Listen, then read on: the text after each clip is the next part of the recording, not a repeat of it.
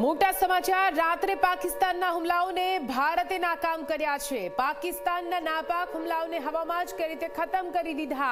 આપને તમામ દ્રશ્યો બતાવીશું। ગઈકાલ રાતની આ નાપાક હરકત ફરી એકવાર પાકિસ્તાનની અને ભારતીય સેનાએ પાકિસ્તાનના ફાઇટર જેટને પણ તોડી પાડ્યા।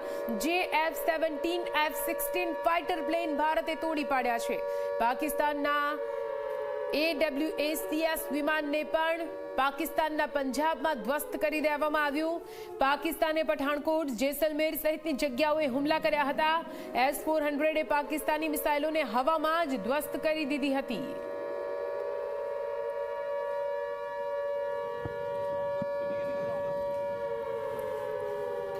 તો ભારતીય સેનાએ પાકિસ્તાનના ફાઇટર જેટ જે ભારતની સરહદની અંદર ઘૂસવાનો પ્રયત્ન કરી રહ્યા હતા તેમને કેવી રીતે એક બાદ એક દુરસ્ત કરી દીધા તેના દ્રશ્યો તમે ટીવી સ્ક્રીન પર જોઈ રહ્યા છો।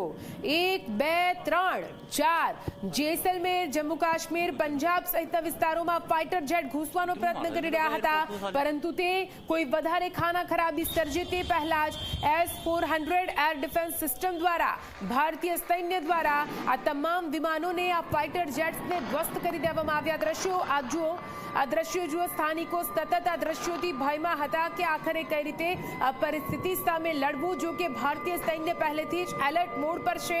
ભારતીય સૈન્યએ પહેલા જ આ તમામ પરિસ્થિતિને પહોંચી વળવા માટે તૈયારીઓ કરી દીધી છે।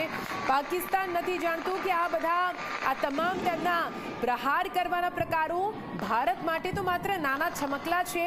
ભારત જ્યારે પોતાના પર આવશે ત્યારે એક જ હુમલામાં કઈ રીતે, એક જ પ્રહારમાં કઈ રીતે પાકિસ્તાનનો ખાત્મો બોલાવી દેશે તેની ખબર પાકિસ્તાનને ગઈકાલ રાત્રે જ ખબર પડી ગઈ છે।